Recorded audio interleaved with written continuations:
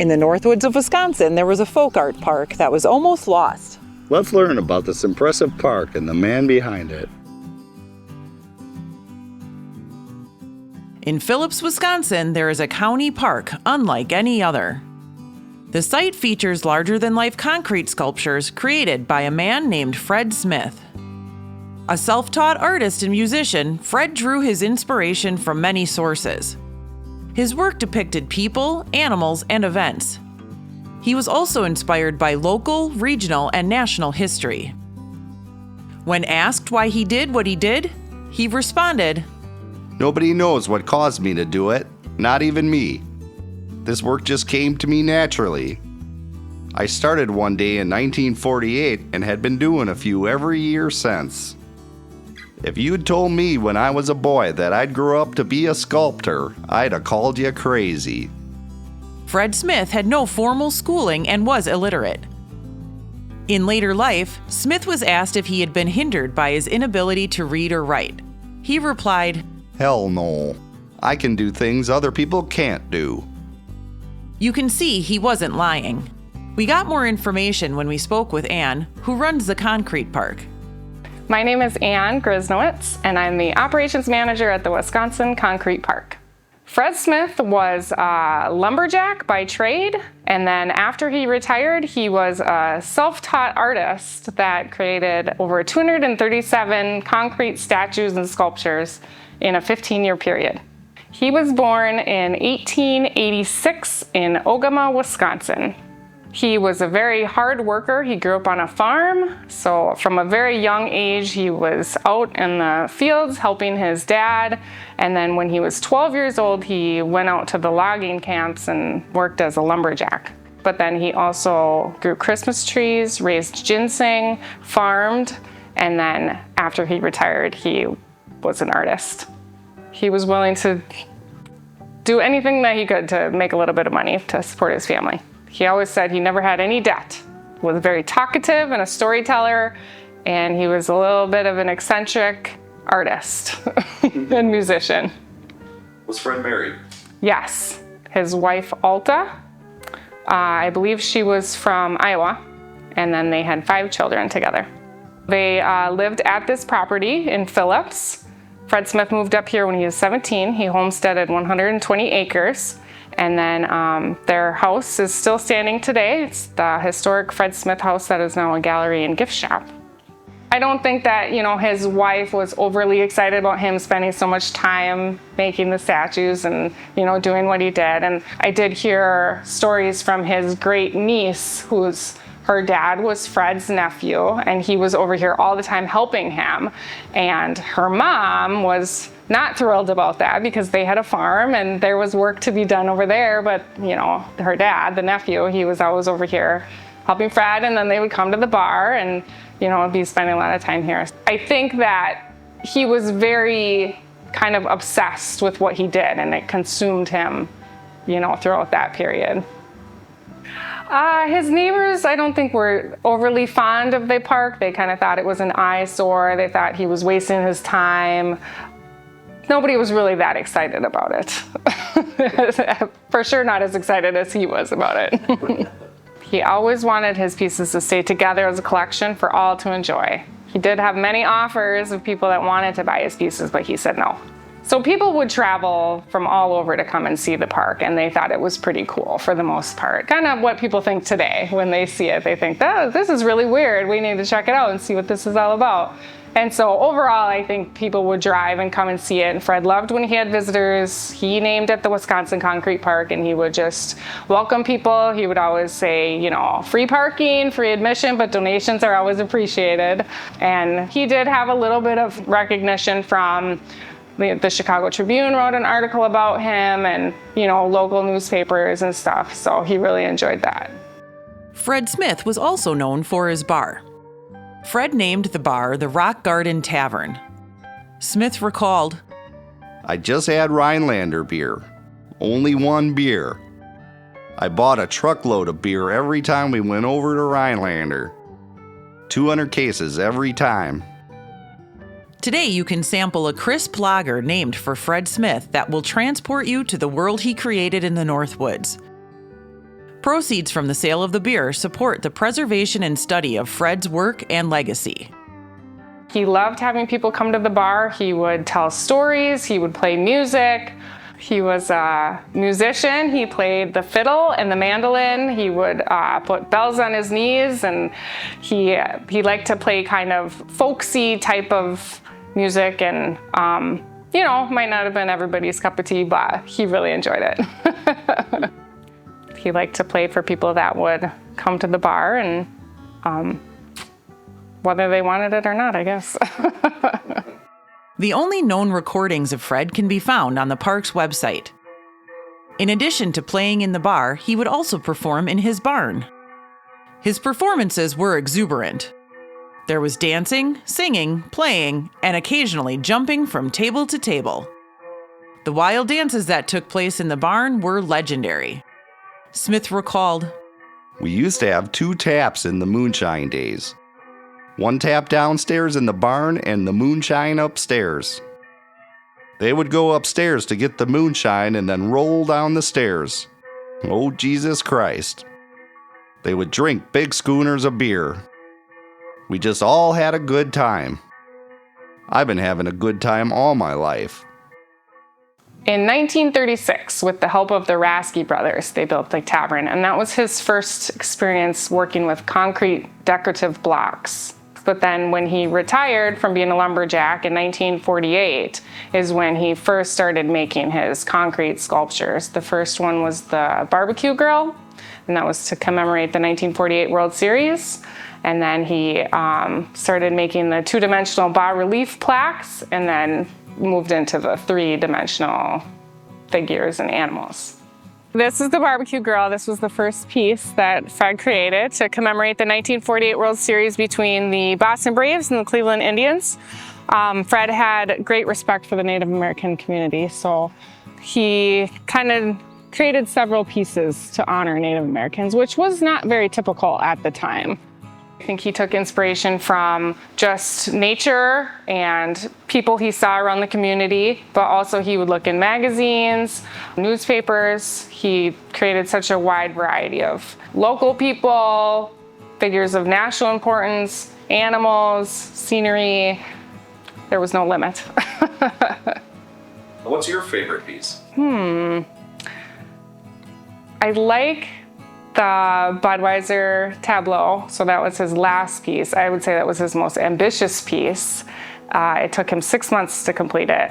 And it's interesting to look at that tableau versus some of his earlier pieces because you can kind of see how his skills have improved, just the way that the horses are. And it's just really impressive that he was able to make that huge piece, especially being as old as he was.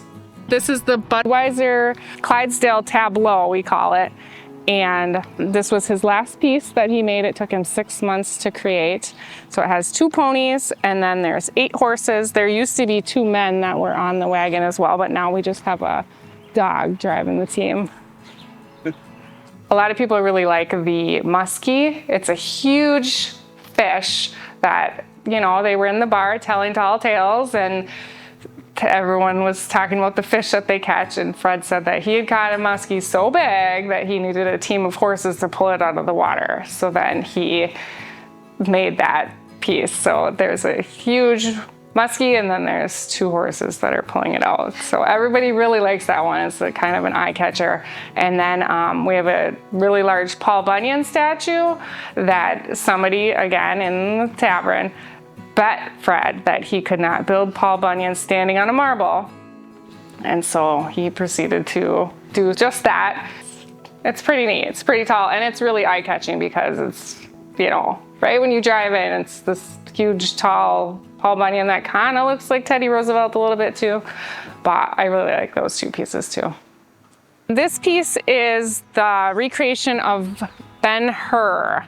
So you can see Ben-Hur on top of he's supposed to be riding in a chariot and then being pulled by the 6 horses. And then these over here are his 2 soldiers. This plaque here, so this was one of the first pieces that he made. It's a 2-dimensional bas-relief plaque. So there was a young boy that would help Fred here at the park, and he had a sweater that had this kind of design on it. So the back of this mural, the painting had completely faded off, and just a couple weeks ago, professional preservationists had come in and repainted it by looking at old vintage photos and then color matching the paint that was left on. And so I think it turned out really good. It's not quite finished yet, but it's just kind of nice to see that come back to life. Fred Smith saw a picture in a magazine that had this monument, which is in Racine, Wisconsin. So it's Abe Lincoln sitting and then Mary Todd standing next to him. So he wanted to recreate that, but then he also made this little sign to pay homage to the original one. So it says second monument of its kind.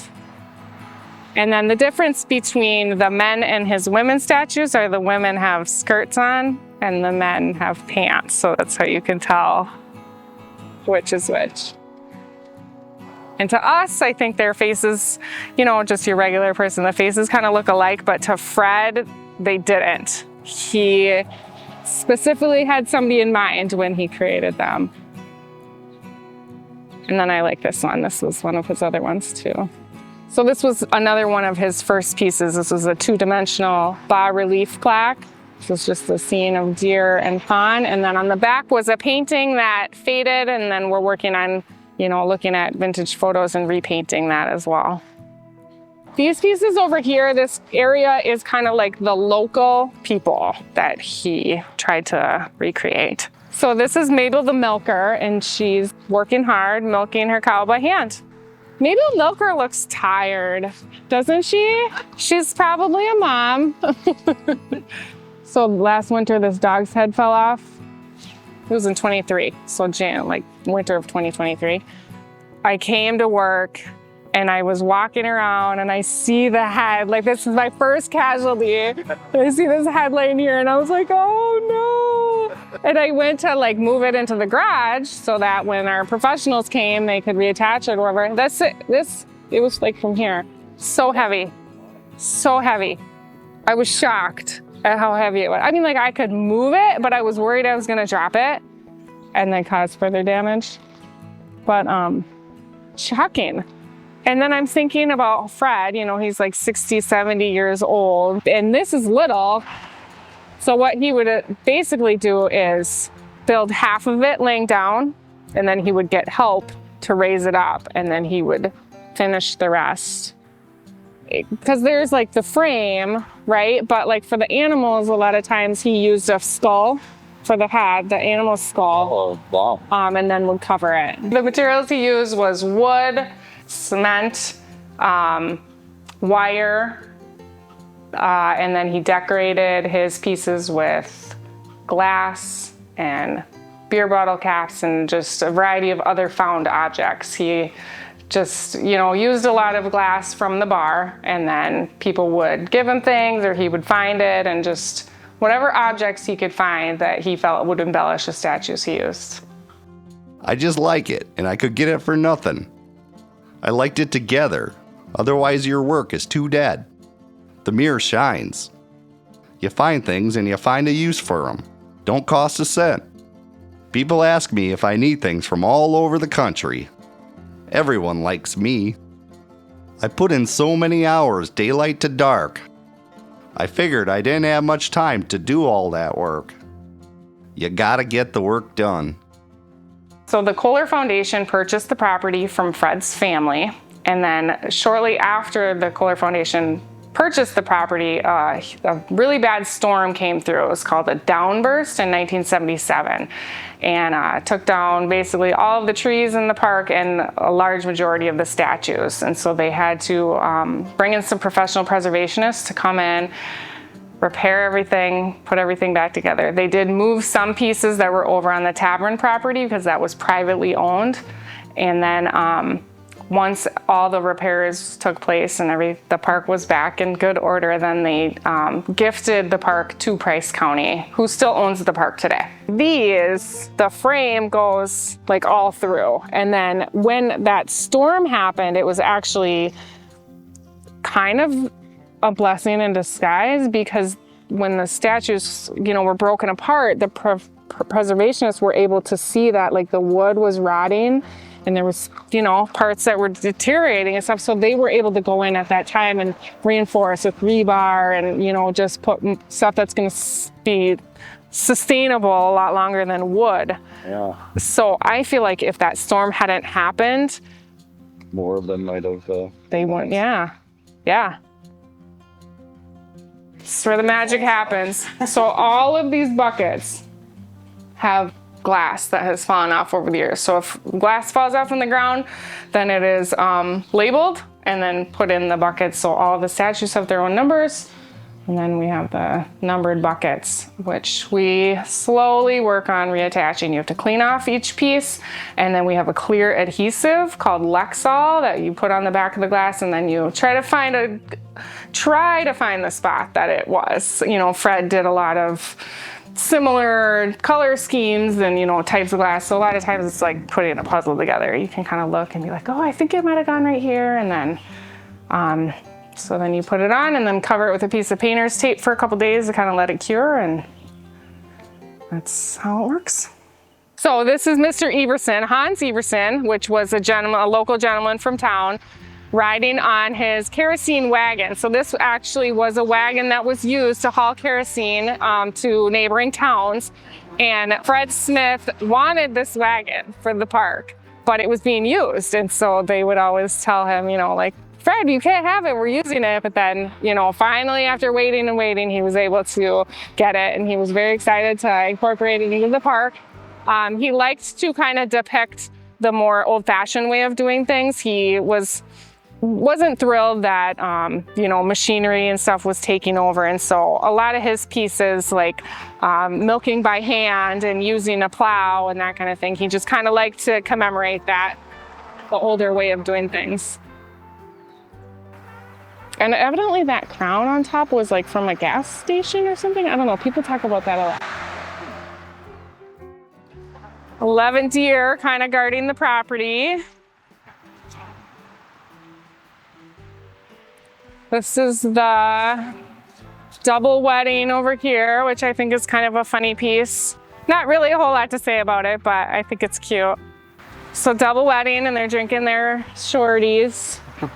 And then you can see the women, so they have a skirt, and then that was the beer he served in the tavern. The only beer. And why was it the only beer? I don't know, maybe he just What he liked. really liked it, or maybe it was the cheapest.